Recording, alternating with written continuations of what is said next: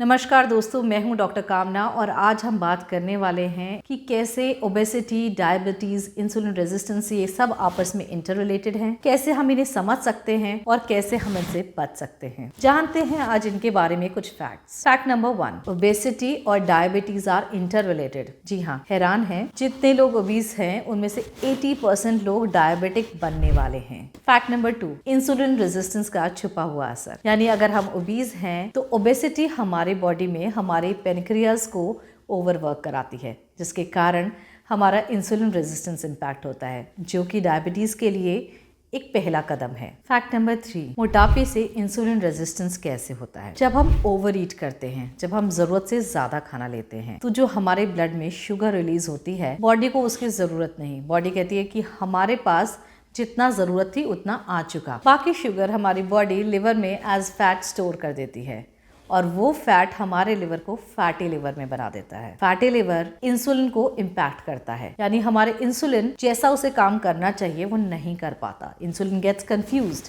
कि मैं क्या करूं। सो इंसुलिन रेजिस्टेंस क्रिएट होती है और ये इंसुलिन रेजिस्टेंस धीरे धीरे धीरे डायबिटीज में कन्वर्ट हो जाती है। तो यूं कहें कि इंसुलिन और वेट गेन का डायरेक्ट कनेक्शन है, यानी fact number 4, insulin and weight gain are directly correlated. अगर हम ओबीज हैं तो कहीं ना कहीं हमारा इंसुलिन रेजिस्टेंस बढ़ेगा। फैक्ट नंबर 5, अगर हम ओबीज हैं, अगर हम डायबिटिक हैं, अगर हम इंसुलिन रेजिस्टेंट हैं, तो जान लीजिए कि हमारी हेल्थ केयर कॉस्ट्स भी बढ़ने वाली हैं। हमें आने वाले टाइम में, फ्यूचर में हेल्थ केयर नीड्स हमें इतनी ज़्यादा होंगी, हमें कितनी प्रॉब्लम्स हो सकती हैं कि हम सोच भी नहीं सकते। तो बेटर है कि हम आज अपनी हेल्थ को मैनेज करने के लिए अपने कॉस्ट और एक्सपेंडिचर्स करें, ना कि अपने फ्यूचर में अपनी हेल्थ को बचाने के लिए। फैक्ट नंबर 6, डायबिटीज़ और ओबेसिटी के कारण हमारी बॉडी में इतनी कॉम्प्लिकेशंस होती हैं।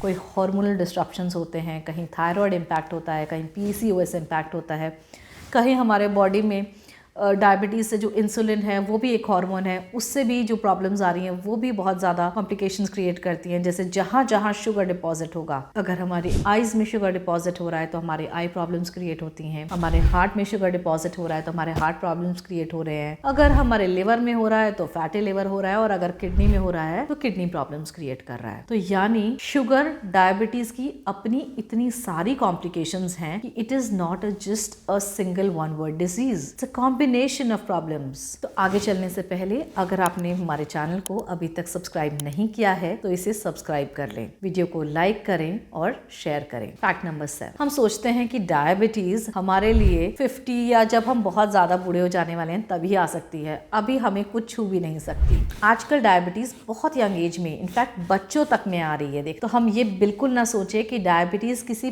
पर्टिकुलर एज में जाकर आती है। डायबिटीज किसी भी एज में आ सकती है, इनफैक्ट यंग बच्चों तक को हो सकती है। फैक्ट नंबर 8, हम समझते हैं कि हमें अगर गलत खाने की आदत है, प्रोसेस फूड खाने की आदत है, तभी ये बीमारी हम तक आएगी। अगर हम हेल्दी खाते हैं, हम घर का खाते हैं, तो हमें ये बीमारी बिल्कुल नहीं लगेगी। लेकिन इसमें एक छोटा सा ग्लिच है। अगर हम हेल्दी भी खा रहे हैं लेकिन हमारे पोर्शन साइज अनकंट्रोल्ड हैं, हम ज़्यादा खा रहे हैं, हम बार बार खा रहे हैं, हम लगातार खा रहे हैं, हम बॉडी की नीड ना होने के बावजूद भी खा रहे हैं, then it is that we can be obese, it is that we are giving over sugar to our body. अगर हम ज्यादा कार्ब कंटेंट खा रहे हैं तो भी हम हमारी बॉडी को ओवर शुगर दे रहे हैं। तो जरूरी नहीं कि अगर हम घर का ही खाना खा रहे हैं तो हम अपनी बॉडी को नुकसान नहीं पहुंचा रहे। बहुत सारे लोग कहते हैं मैंने कभी शराब को छुआ ही नहीं लेकिन मुझे फैटी लिवर है।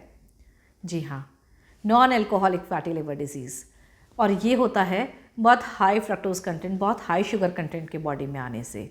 तो हेल्दी खाना is not the only option कि हमने हेल्दी खा रहे हैं।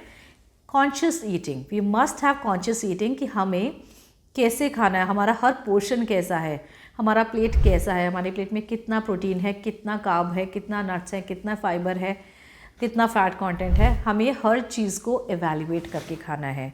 हमारे बॉडी की नीड कितनी है, कितनी कैलोरी कंटेंट, कितना एनर्जी के लिए चाहिए, हमें कितने टाइम इंटरवल्स पर खाना है, ये सब जानना बेहद ज़रूरी है। फैक्ट नंबर 9, सो अगर हमारा लाइफस्टाइल ऐसा है कि हम डाइट तो बहुत ध्यान देते हैं, बहुत अच्छे से खाते हैं, बिल्कुल राइट ईटिंग कर रहे हैं, राइट पैटर्न्स में ले रहे हैं, लेकिन हमारा कोई फिजिकल वर्कआउट नहीं है, अगर हम कोई फिजिकल मूवमेंट नहीं कर रहे हैं, अगर हम एक सेडेंटरी लाइफस्टाइल जी रहे हैं, तो भी हम हमारी बॉडी के लिए कभी ना कभी बीमारियों को इनवाइट कर रहे हैं।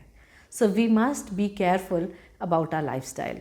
फैक्ट नंबर 10, डायबिटीज़ के लिए सिर्फ ब्लड शुगर लेवल्स देखना काफ़ी नहीं है। अक्सर हम ब्लड शुगर टेस्ट करते हैं, हम कहते हैं हमारी शुगर तो नॉर्मल ही रहती है जब भी हम टेस्ट करें, तो हम तो नॉन डायबिटिक हैं, we are out of this danger. हमें उसके लिए अपने इंसुलिन लेवल्स को टेस्ट कराना चाहिए।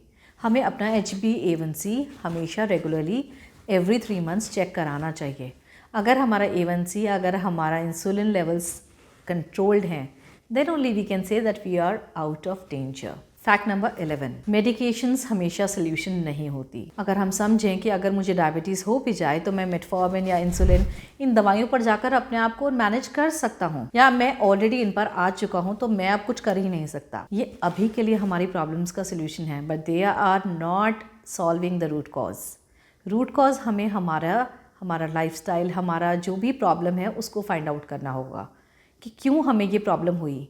बहुत सारे लोग कहते हैं ये हेरिडिटरी है, मेरे पेरेंट्स को था, मेरे ग्रैंड पेरेंट्स को था, तो मुझे होना ही है। डेफिनेटली जेनेटिक्स मैटर करते हैं, लेकिन अगर हम अपने लाइफस्टाइल को मैनेज करें, हम इसे बहुत लंबे टाइम तक प्रोलॉन्ग कर सकते हैं। और बहुत लंबे टाइम प्रोलॉन्ग करने के बाद भी जब आप ढील छोड़ेंगे, जब आपका लाइफस्टाइल गलत बनेगा, तभी ये आप पर अटैक करेंगे। तो यू हैव टू सी कि कहाँ मेरे लाइफस्टाइल में चूक हो रही है, कहाँ मैं अपने डाइट में किसी चीज़ में प्रॉब्लम कर रहा हूँ।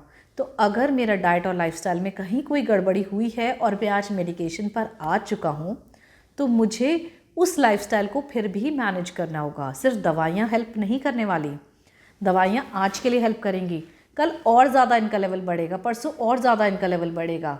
लेकिन अगर मैं अपना लाइफस्टाइल मैनेज करूँ तो शायद मैं इन दवाइयों को इससे आगे बढ़ने से रोक सकूं। तो इसलिए बेहद ज़रूरी है कि हम अपना डाइट और लाइफस्टाइल को भी मैनेज करें। फैक्ट नंबर 12, इंसुलिन रेजिस्टेंस और डायबिटीज़ को रिवर्स किया जा सकता है। अगर आप अपनी डाइट को, अपने लाइफस्टाइल को सही तरीके से मैनेज करें तो डेफिनेटली आप इन्हें रिवर्स कर सकते हैं इन अर्ली कंडीशंस। लाइक अभी डायबिटीज़ शुरू हुई है, तो अगर आप अपना डाइट और लाइफस्टाइल मॉडिफाई करें, you can reverse your diabetes. Fact number 13, मैं मोटापे को कम कैसे करूं? मैं सब कुछ करके देख चुका हूं and it doesn't work for me. Well, will have to understand that there is something that is not working right in my problem. हमें फाइंड आउट करना होगा कि हम कहाँ गलती कर रहे हैं। क्या हमारे डाइट में प्रॉब्लम है? क्या हम अभी भी हाई शुगर फूड्स ले रहे हैं? हम अगर हेल्दी फूड्स भी ले रहे हैं तो हमारा पोर्शन साइज क्या है? हम कितने इंटरवल्स पे खा रहे हैं? हम अगर एक्सरसाइज कर रहे हैं तो हम कौन सी एक्सरसाइज कर रहे हैं? हम एरोबिक एक्सरसाइजेस कर रहे हैं या हम एनारोबिक? क्या हम स्ट्रेस ले रहे हैं ताकि हमारा कोर्टिसोल या स्ट्रेस हार्मोन रिलीज हो रहा है तो हमारा इंसुलिन लेवल बढ़ रहा है, मोटापा बढ़ रहा है? सो हर चीज आपस में रिलेटेड है। We must do a full evaluation of our health, our lifestyle, our regime, and then find out what is not working with us and resolve the problem. Fact number 14, body को reset करना। Yes, we can reset our body. अगर हम हमारे circadian rhythm के according खाना खा रहे हैं, अगर हम ये ध्यान रख रहे हैं कि हमें कार्ब कम लेने हैं, हाई शुगरी फूड्स कम लेने हैं, हमें प्रोटीन हाई लेना है और हमें गुड फैट्स का सेवन करना है, हमें अपने डाइट और लाइफस्टाइल में एक्सरसाइज को इनकॉर्पोरेट करना है, माइंडफुलनेस को इनकॉर्पोरेट करना है, तो डेफिनेटली हम हमारे बॉडी को रीसेट कर सकते हैं and we can come back to our normal health. तो hope you liked all the facts that I have shared with you. I am sure you would have learned a lot from this. अगर आपको ये video अच्छी लगी है तो इसे like करें, शेयर करें और हमारे चैनल को सब्सक्राइब करें। Send your queries in the comment, I will answer all your queries. Thank you, bye bye.